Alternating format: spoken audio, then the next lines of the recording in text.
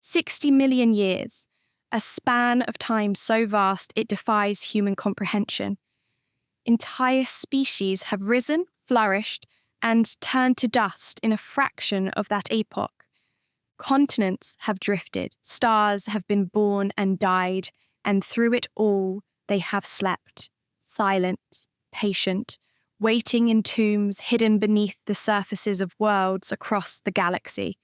They are the Necrons, a race of mechanical warriors ancient beyond reckoning, whose history predates even the legendary Eldar. They are not invaders from the void. They are the galaxy's original landlords, and they are now beginning to awaken. Their goal is not conquest, but reclamation. This is the story of a species that traded its soul for immortality, slept through the ages, and is now rising to claim a galaxy that has forgotten their name. Our story does not begin with metal and machinery, but with flesh and blood. Billions of years before humanity originate on Terra, a xeno-civilization known as the Necrontyr lived a precarious existence. Their homeworld was a harsh, radioactive place, constantly battered by solar winds and radiation storms. This environment afflicted them with sickness and a tragically short lifespan. Their culture became utterly defined by death. Their cities were built with their brief lives in mind, and their vast ancestral tomb complexes greatly outnumbered the living, who were considered little more than temporal residents. Despite this, or perhaps because of it, the Necrontyr developed wondrous technologies. They desperately sought to conquer other planets with less hostile environments, and through military campaigns, their dynasties eventually held control over a great part of the galaxy. Yet, for all their technological marvels, they could not overcome their hereditary biological weakness. Their empire, while vast, was fragile. Rebellions, known as the First Wars of Secession, erupted as entire realms fought for independence. The Triarch, the ruling council of the Necrontyr, faced a crisis. They realized that only the threat of an external enemy could reunify their people. And they found the perfect target. It was during their expansion that the Necrontyr first contacted the Old Ones, one of the first sentient races in the galaxy. The Old Ones were everything the Necrontyr were not. They possessed seemingly eternal lifespans, and their mastery of the warp was absolute. Jealousy festered into hatred. The Triarch initiated hostilities, and the Separatists, seeing a common foe, abandoned their rebellion. The war in heaven had begun.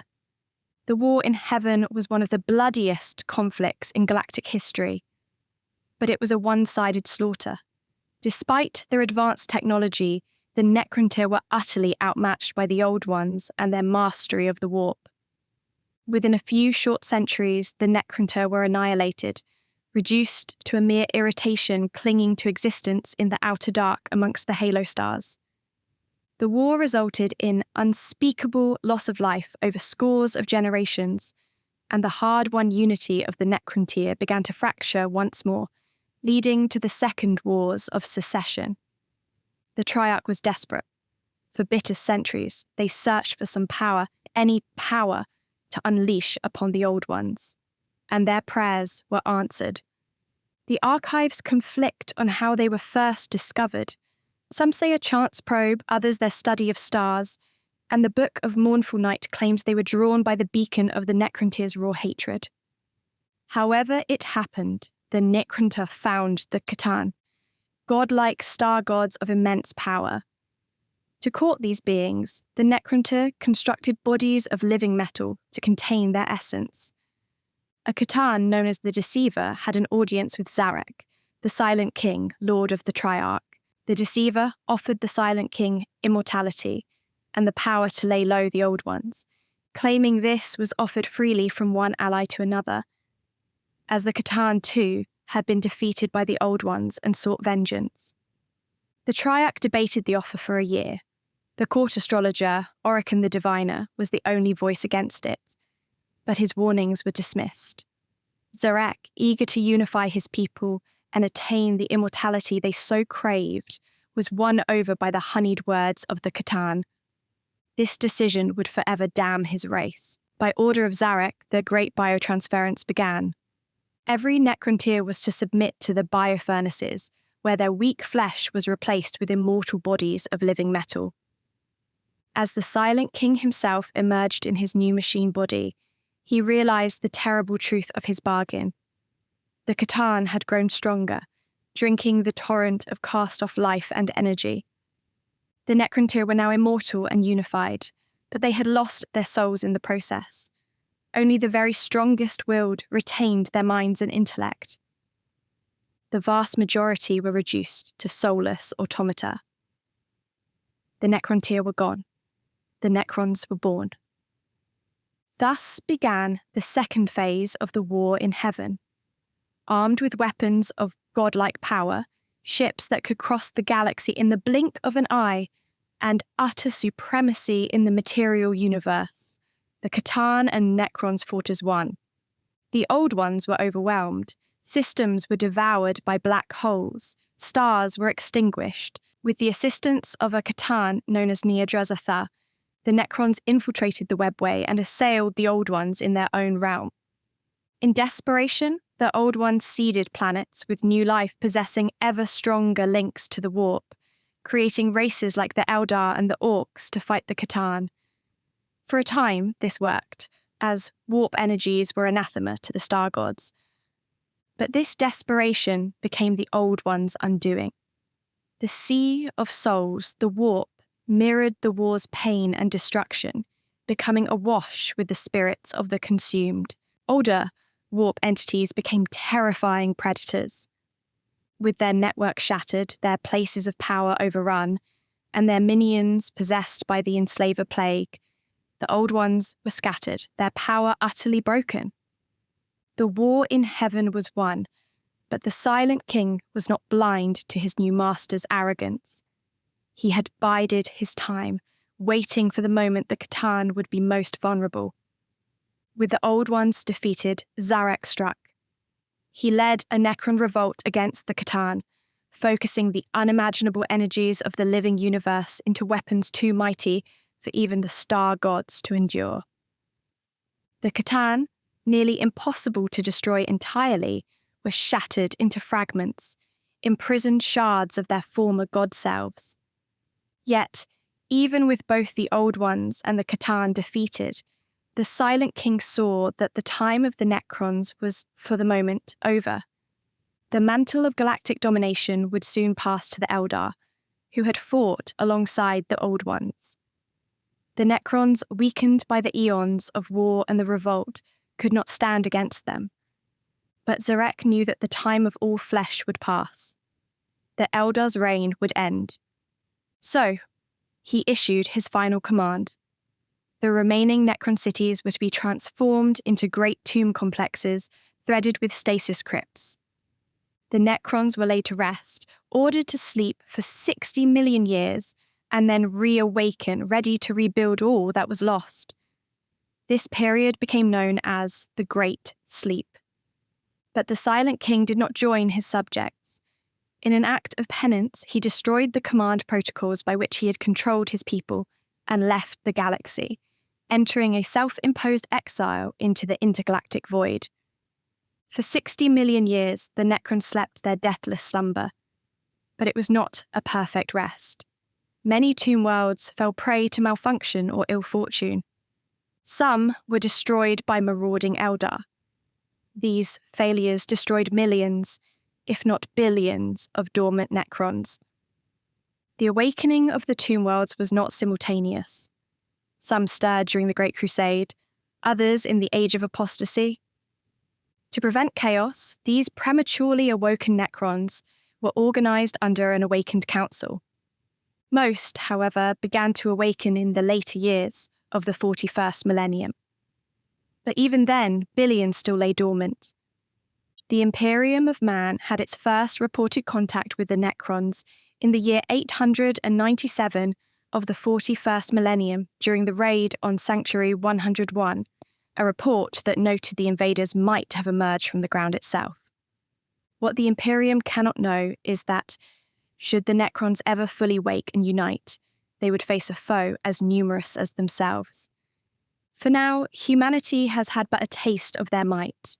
It is fortunate for mankind that the Necrons remain divided by madness, senility from the long sleep, and conflicting agendas. These are, however, the first stumbling steps of a giant gathering pace. Powerful leaders like Anrakir the Traveller and Imhotep the Stormlord are already uniting their people under a common cause. And then, there is the Silent King. In the year 744 of the 41st millennium, Szarekh ended his exile and returned to the galaxy. His reason? An encounter with the Tyranid Hive fleets in the intergalactic void. He returned to find his empire beset by new threats. Alien races swarmed over his tomb worlds, and the warp now seeped across the galaxy. He began a journey with his loyal Triarch Praetorians to reawaken slumbering tomb worlds, intending to unite the Necrons against the Tyranid threat. He works from the shadows, careful not to reveal his true identity, manipulating both his own kind and the younger races to his schemes. After the formation of the Great Rift, the Silent King accelerated his plans by creating the Pariah Nexus, a controversial act that has caused open revolt from powerful dynasties like the Szarekh under Imhotep the Stormlord, leading to the war in the Pariah Nexus. Now that you have some history on the Necrons, let's briefly move on to some other topics. What is it to be a Necron? In appearance, they are skeletal parodies of living beings, with baleful, lifeless emerald eyes and swirling green energies emanating from their mechanical limbs. Their bodies are a fusion of the arcane and the mechanical. They possess oculars instead of eyes, auditory transducers instead of ears, and their skin is necrodermis, a living metal. Their faces are death masks or faceplates, and their rib cages protect an internal energy reactor that glows with a distinctive green light, requiring coolant to avoid meltdown. Cognitively, the race is a hierarchy of consciousness. The common soldiery, the Necron warriors, are little more than mindless automatons, bound solely to the will of their superiors. Mid-level commanders like royal wardens possess simple, childlike personalities. It was the nobility and specialist cryptechs who received bodies with advanced cognitive systems, allowing them to retain their free will and personalities. But even they are not immune to decay. Eons of slumber and faulty reawakening have led to widespread madness and senility among the overlords. This decay is most evident in the horrific Flayer Virus and the nihilistic Destroyer cult. All Necrons possess reanimation protocols, sophisticated auto-repair systems that can mend even crippling damage. If a body is irreparably destroyed, the Necron phases out, its mind and body teleporting to the nearest tomb complex for repair or a new body. But this process is not without cost. Each transference decays the Necron's engrams, their memories and personality. Those who have died hundreds of times become little more than hollow automatons, having lost all memory of the beings they once were. Their perception of time is also alien. They possess chronosense, the ability to adjust their perception of time's flow. Combined with their immortality, this has made them ponderously slow. Legal proceedings and theatrical performances can last for over a decade, serving both to preserve their history and to stave off the endless boredom of eternity. The Society of the Necrons is a rigid hierarchy inherited from their Necrontyr past. The highest political body is the Triarchy, originally consisting of the Silent King and 2 high-ranking pharaons. The enforcers of their will are the Triarch Praetorians. During the Great Sleep, the awakened council settled interdynastic disputes. The infinite empire itself is a pyramid of power. At the top are the pharaons, rulers of entire dynasties. Beneath them are overlords who rule clusters of tomb worlds, and then lords who oversee individual worlds. They are served by royal courts of cryptex and lesser nobles. The core of any legion is the rank-and-file Necron warriors and immortals, supported by the aberrant destroyer cults and flayed ones, and vast swarms of autonomous canoptech constructs. At the very bottom, powering their most terrible devices, are the shackled shards of the defeated Catan. The culture of the nobility is complex, built on concepts of honour, loyalty, and pride in hereditary titles. They maintain a labyrinthine web of ranks and allegiances. This honour is usually reserved for other Necrons, and they often disdain the use of distasteful units like destroyers in their wars. However, their motivations are not unified. The goals of the dynasties vary wildly. Some, like the Szarekh under Imhotep, have embraced their mechanical forms and seek domination. Others, like the Szarekh, follow the Silent King's goal of a united Necron empire. The Nearlock are isolationist treasure hoarders, while the Maynarch are hyper-violent exterminators. Some dynasties even seek to reverse biotransference, hoping to use a younger organic race as hosts to regain their flesh. The technological prowess of the Necrons seems like magic to lesser races. They are the undisputed masters of the material universe.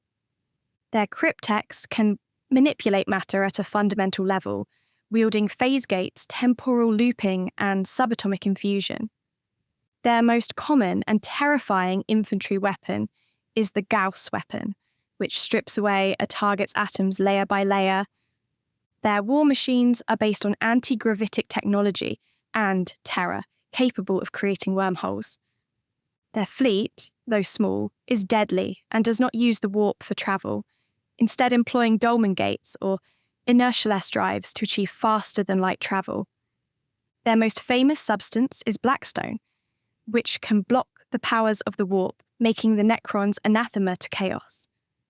This was the material used in the Akkadian pylons that held back the Eye of Terror for millennia. Their mastery extends to creating hidden, sub-dimensional reality bubbles connected to tomb worlds, and materials like strange steel and megaton matter. Nearly all their technology is built from necrodermis, or living metal, a substance comprised of billions of nanoscarabs that allow for self-repair.